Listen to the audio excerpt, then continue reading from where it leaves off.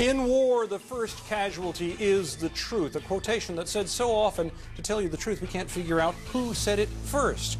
This week in Washington, the question was who was not telling the truth and why.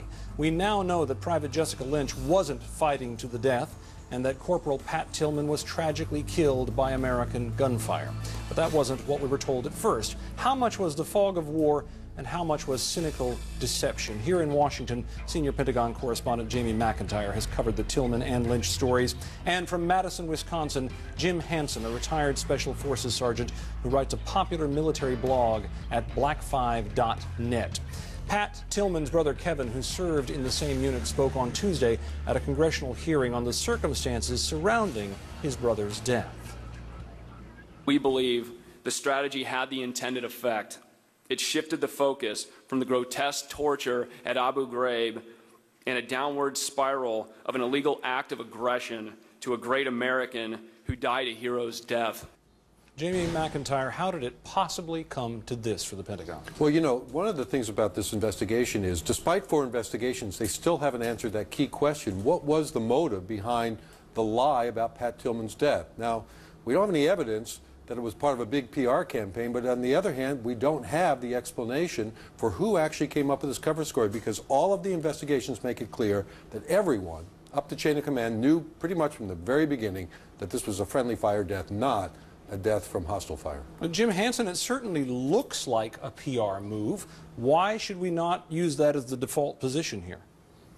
Oh, I wouldn't disagree that it is a PR move. I think when Pat Tillman decided to take off his Arizona Cardinals helmet and put on a Kevlar, he gave a tremendous gift both to the military and to the country as a whole. It was a boost to the morale of everyone.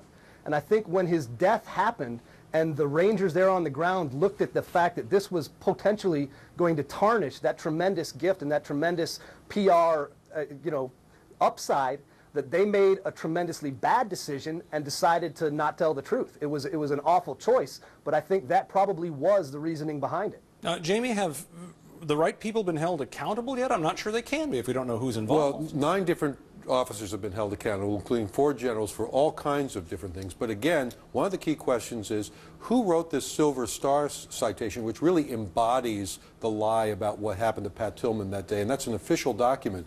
It was sort of written by committee. Everybody who had a part of it disavows the part that's inaccurate. And again, despite 4 separate investigations, we really don't know who created the lie. But this isn't just a standalone incident. Let's listen to what Lynch said in her testimony about, again, a manipulation of information seemingly for propaganda purposes.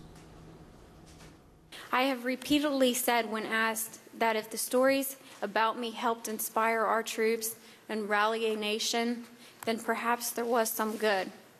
However, I'm still confused as to why they chose to lie and try to make me a legend when the real heroes of my fellow soldiers that day were legendary.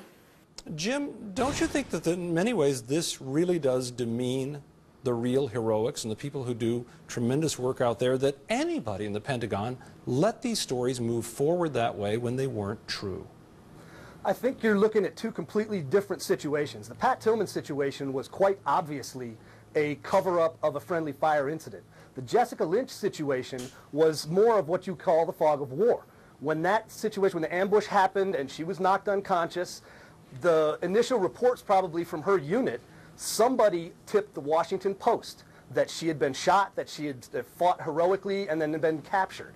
Now, that information was denied by all the Army spokesmen at the time. They caveated it. They put up a bunch of red flags. They said, we have no confirmation of that. So I'm unaware of any official military releases stating that the whole hero story was true. I think what happened was the Washington Post wrote their story and the rest of the media kind of picked it up in a feeding frenzy. I can buy that to some extent, but at the same time, Jamie, the people who are going to for information about this, we all know that when somebody says, I can't confirm that's true, that's a way of not saying anything about it, as opposed to saying actively, we don't believe that's true. Well, actually, I think Jim's got it just about right. The Pat Tillman case was definitely the Army putting out intentionally false information. The Jessica Lynch case, completely different. It appears that a source was confused about some real heroics by somebody else on the battlefield, thought that was Jessica Lynch, and the Washington Post failed to follow up their own report because, as Jim said, it was obvious the day that story was in the paper that the facts weren't there to back it up.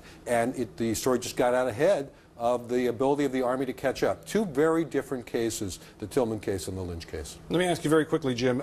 There's been a lot made of the media improvements by the insurgents, that they're doing a great job of getting their message out.